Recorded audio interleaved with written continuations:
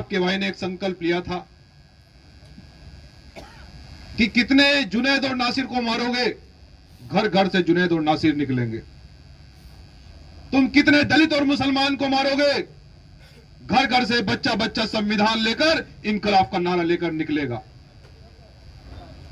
जो लोग हमें दंगई कहकर मार रहे हैं, जिन लोगों ने जुनैद और नासिर की हत्या की है, मैं उन्हें यह बताने के लिए आया हूं और यहां की सरकार को भी बताने के लिए आया हूं कि दलित और मुसलमान भाइयों का एक नेतृत्व करता एक छोटा सा कार्यकर्ता मंजीत सिंह नौटियाला राजस्थान की भरतपुर की धरती पर भारत के संविधान को लेकर पहुंचा है और यहां की सरकार को चैलेंज भी है और यह कहना चाहता हूं कि जिस प्रकार से आप लोगों ने हमारे भाई की जुनैद और नासिर की हत्या की है, आपको जवाब देना पड़ेगा। अगर आप जवाब नहीं दोगे तो हमारे हजरत जी कह रहे थे कि हम तय करेंगे, वहीं दिल्ली जंतर मंतर पर जाकर बैठेंगे जब तक परिवार को न्याय नहीं मिलेगा। लेकिन मैं दलित और मुसलमान भाइयों, मैं आपको यह कहने के लिए आया हूं, यह बताने के लिए आया हूं, शायद आज भी हमारा दलित और मुसलमान भाई ये नहीं जानता कि हमें अपनी लड़ाई को किस प्रकार से लड़ना है, हमें इंकलाब कैसे लाना है, हमें इस अत्याचार और शोषण से कैसे मुक्ति पानी है। मैं आपको एक कहना चाहता हूं, एक छोटा सा उदाहरण देना चाहता हूं। हजरत जी ने भी बताया था कि जब बाबा साहब डॉक्टर अंबेडकर संसद में जाने के लिए, संविधान सभा का अध्यक्ष बनने के लिए पश्चिम बंगाल में चले गए और पश्चिम बंगाल में जब उन्होंने यह निर्णय लिया कि डॉक्टर अंबेडकर पश्चिम बंगाल से चुनाव लड़ेंगे, तो वहां टिकट एक हमारे मुसलमान भाई को दे दिया था वहां की पार्टियों ने। लेकिन जब हमारे मुसलमान भाइयों को पता लगा कि डॉक्टर अंबेडकर ऐसे शख्स हैं जो देश के अंदर सबसे ज्यादा बुद्धिजीवी है और देश को ऐसा संविधान दे सकते हैं जहां सब बराबर हो गए, किसी के साथ अत्याचार नहीं होगा, किसी पर गोली नहीं चलेगी, किसी को जलाया नहीं जाएगा, बहन बेटे को रेप नहीं होगा, तो हमारे मुसलमान भाई ने यह कहा था कि मैं चुनाव नहीं लड़ूंगा, मैं डॉक्टर अंबेडकर को संसद में देखना चाहता हूं और यहां देश की तकदीर बदलेगी, मैं ये आज ये संकल्प ले रहा हूं। तो ये कर्ज आप मुसलमान भाइयों, जो बाबा साहब डॉक्टर अंबेडकर पे आप लोगों ने चढ़ाया था, उसी कर्ज को उतारने के लिए बाबा साहब का एक छोटा सा सिपाही मंजीत सिंह नौटियाला आपके बीच में आया है। क्योंकि जब बाबा साहब ने संविधान लिखकर तैयार कर दिया, उसके बाद की जिम्मेदारी हमारी है कि देखते हैं दलित और मुसलमान पर देश के अंदर कौन अत्याचार करेगा, कौन उनको सताएगा। तो सम्मानित साथियों, यह लड़ाई अधिकारों की है, यह लड़ाई जुल्म को खत्म करने की है। कितने नासिर मारेंगे वो लोग कितने जुनैद की हत्या करेंगे जब तक आप लोग घर से नहीं निकलोगे। बलि, सम्मानित साथियों, मैं कहना चाहता हूं, बलि बकरे की दी जाती है, शेर की नहीं दी जाती। और आप लोग सब शेर हैं, शेर बनना है आपको। बाबा साहब डॉक्टर अंबेडकर यही कह गए कि ये मेरे बहुजन समाज के लोगों, जब तक तुम शिक्षा ग्रहण नहीं करोगे, जब तक तुम मेहनत से नहीं पढ़ोगे, ये तुम्हें अत्याचार करते रहेंगे, तुम्हारे साथ शोषण करते रहेंगे, जब तक समाज से डीएम और कलेक्टर बनकर नहीं निकलेंगे, ये तुम्हें सताते रहेंगे, जब तक तुम हुकूमत अपने पक्ष की नहीं बनाओगे, ये तुम्हें सताते रहेंगे। इसलिए आज भीम आर्मी का छोटा सा सिपाही आपके बीच में यह आह्वान करने के लिए आया है, यह बताने के लिए आया है कि मुसलमान भाइयों, जहां राजस्थान में आपका पसीना गिरेगा, मैं जवान का बहुत पक्का हूं, वहां मंजीत सिंह नौटियाल आपकी कौम के लिए खून देने का काम करेगा। आप जब जब कहोगे कि लड़ाई को रोड पर रहकर लड़ना है, रोड बंद करना है, प्रदेश को बंद करना है, तो ये भीम आर्मी का सिपाही किसी भी सूरत में पीछे नहीं हटेगा। आपकी लड़ाई को मजबूत करने के लिए मैं राजस्थान में आता रहूंगा। इनकलाब जिंदाबाद, इनकलाब जिंदाबाद, इनकलाब जिंदाबाद, भारतीय संविधान जिंदाबाद, इनकलाब जिंदाबाद, भारतीय संविधान जिंदाबाद, भारतीय संविधान जिंदाबाद, इनकलाब जिंदाबाद। सम्मानित साथियों, ये एक जगह की घटना नहीं है, ये कई जगह की घटना है। उत्तराखंड का हल्द्वानी, जहां 5000 घरों को, 80 साल पुराने घरों को हटाने के लिए वहां की निकम्मी सरकार ने आदेश किया। बड़ी बड़ी हमारे मुसलमान भाइयों के घरों पर बुलडोजर चलाने का आदेश किया। हमें पता लगा कि ऐसी सरकार ऐसा चाहती है, 80 साल पुराने घर तोड़ना चाहती है, किस लिए? केवल कुर्सी लेने के लिए। आपका भाई वहां संविधान लेकर पहुंचा। मैंने वहां के डीएम और कलेक्टर से कहा कि 80 साल पुराने घर किसको अधिकार है तोड़ने का? डीएम साहब आप मुझे बताइए।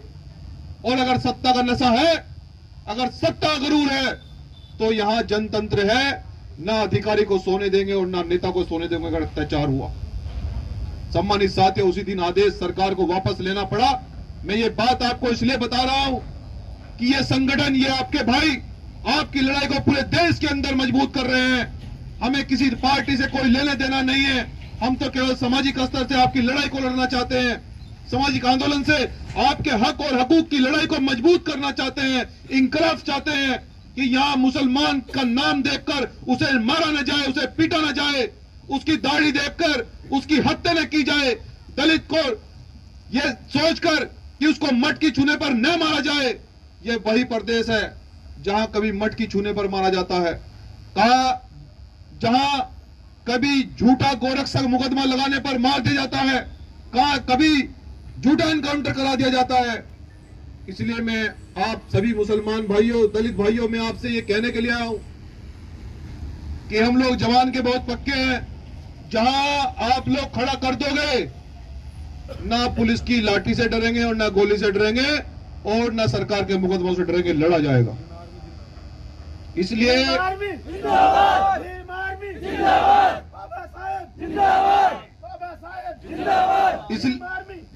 इसलिए आपको यह तय करना है कि संगठन को मजबूत करोगे नहीं करोगे, साथ खड़े होगे नहीं होगे।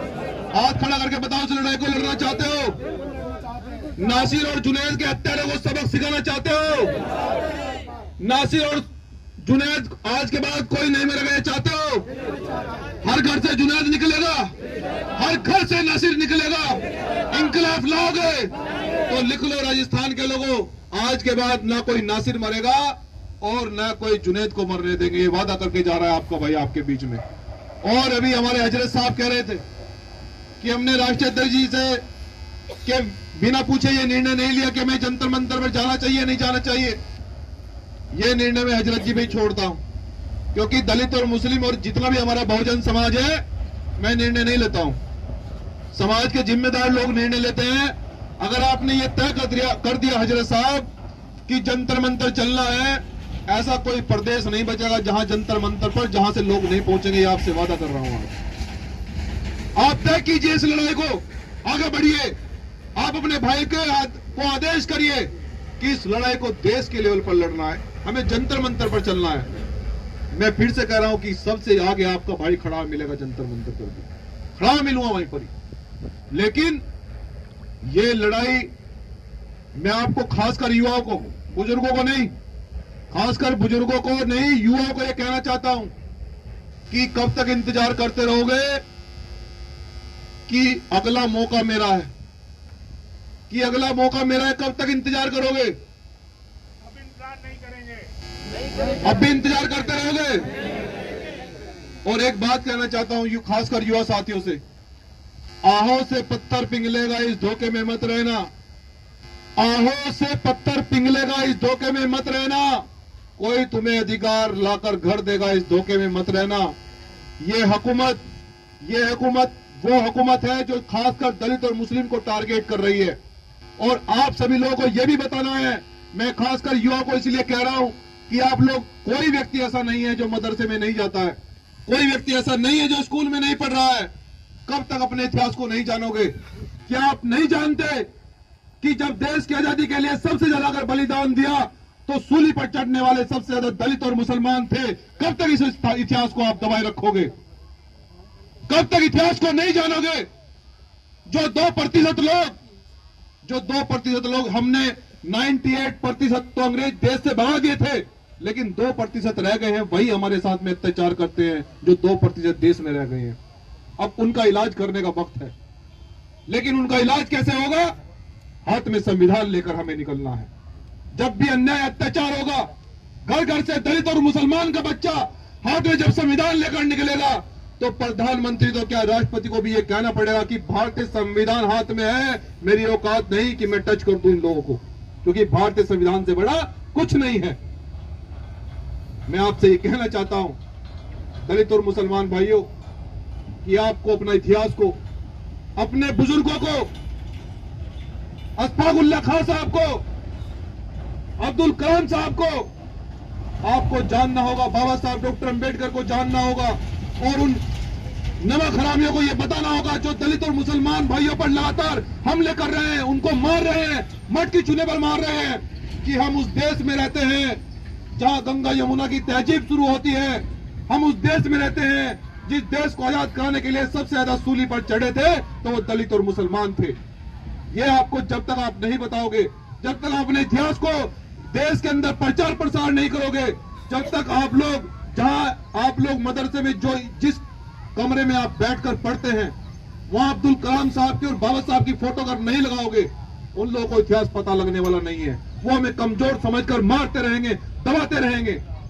इसलिए आपको साथियों इतिहास जानना होगा। जो कौम इतिहास नहीं जानती वो कभी शासक नहीं बन सकती, जो कौम इतिहास नहीं जानती वो कभी आगे नहीं बढ़ सकती। तो मैं इसी उम्मीद के साथ मैं आपसे फिर से ये आश्वासन देकर जा रहा हूं आज राजस्थान की धरती पर कि जहां आपका पसीना गिरेगा वहां मनजीत सिंह नोटियाल खून देना काम करेगा आपके लिए। और जो हजरत जी तय करेंगे, यहाँ जो हजरत जी तय कर देंगे, दिल्ली चलने के लिए अगर हजरत जी ने तय किया तो दिल्ली में पैर रखने की जगह नहीं मिलेगी जनाब। ये वादा करके जा रहा है आपका भाई आज। मैं चाहता हूं कि कल कोई जुनैद न मरे, मैं ये चाहता हूं कि कोई कल नासिर न मरे। कल जुनैद नासिर की या हमारे मेघवाल की हत्या न हो, मैं ये चाहता हूं। हम लोग ये चाहते हैं, संगठन ये चाहता है कि दलित और मुसलमान को क्यों मारा जा रहा है, रोका जाए, अत्याचार को रोका जाए किसी तरह से। बस इसी उम्मीद के साथ मैं अंतिम शब्दों में कि मेरे दलित मुसलमान भाइयों, ये चांद ये सितारे मेरे साथ में रहे, जब तक तुम्हारा हाथ हमारे हाथ में रहे और साग से टूटकर गिर जाए वो पत्ते नहीं है हम। आज इस सरकार से कह देना, आज हमारा भाई संविधान लेकर आया था, औकात में रहे, औकात में रहे। जय भीम, इंकलाब जिंदाबाद, जय संविधान। इंकलाब जिंदाबाद, इंकलाब जिंदाबाद, इंकलाब जिंदाबाद। मैं बोलूंगा जय जय जय जय जय भीम, आप बोलोगे जय भीम जय भीम, जय जय जय जय जय भीम, जय भीम जय भीम, जय जय जय जय जय भीम, जय भीम।